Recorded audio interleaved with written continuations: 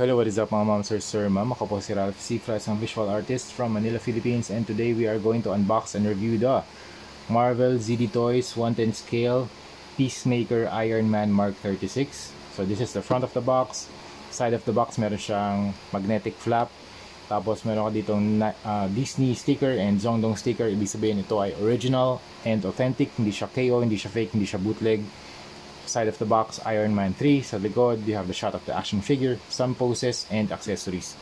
Thank you very much Laruanan for sponsoring this video. Siya ay nagbigay sa atin ng toys para makapag-review tayo, makapag-custom tayo ng mga Iron Man na action figures. So if you wanna buy these action figures, punta lang kayo sa Laruanan on Facebook and Shopee. Meron silang Batman, Iron Man, iba't ibang armors from Mark 1 hanggang Mark 44, yung Hulkbuster. Alam ko meron. Mark 15 meron din. Mark 85 meron din. Mark 1 to 7, kompleto. Hall of Armor. Okay? But for now, ito na yung last na armor na i-review natin. This is the Mark 36 Peacemaker. Okay, konting description lang. I will just read the brief description from IronManFandom.com. This armor's design was based out on the same design of the Mark 35s. Yung Mark 35 natin yung Red Snapper, with the exception of its color scheme. Yung color scheme kasi ni Red Snapper, red and gold. Tapos meron siyang mga long arms. And it has an orange color scheme on its armor platings, and the rest of the components are colored black and silver, such as the arm joints, leg, and shoulder joints. Since the armor's design was based on the same design as the Mark 35, it is composed of the same heavy gauge gold titanium plates, which makes it just as durable. Okay, meron siyang flight, armor features niya, sonic repulsors, stunning systems, and thrusters.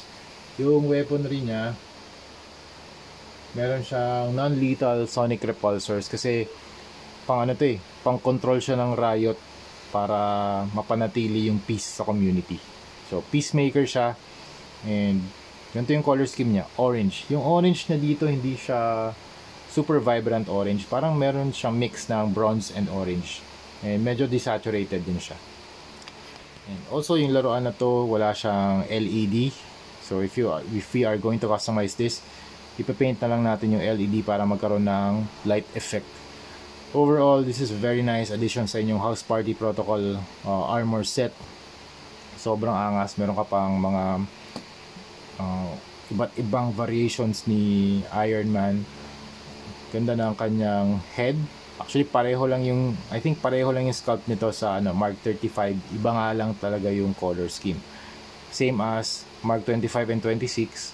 Same lang yung sculpt nila, pero iba yung color scheme. Okay, this one is orange and gunmetal. Sa likod, you have the very bulky na back. Parang siyang hunchback na style. Tapos, meron kang mga hydraulics dito sa kanyang likod. Tapos very bulky feet din for stability. Ganda nitong paano to. Para siyang divided into 3. Tapos may mga hydraulics pa sa side. I think for better movement yan. Tsaka mas matangkad siya. Mas bulky siya tingnan kaysa dun sa ibang suits. Pero 7 inches yung height niya. Hindi pala siya mas matangkad. Pero pareho lang. Pero mas bulky siya tingnan kasi dito sa chest armor. Okay, tapos yung kanyang accessories, dalawang fire effect, tapos isang hexagonal base. Okay, tapos ang kanyang articulation, up, head can look up, tama nga ba? Okay, pwede pa rin. Hindi na siya makaka-rotate sa left, konting-konti na lang.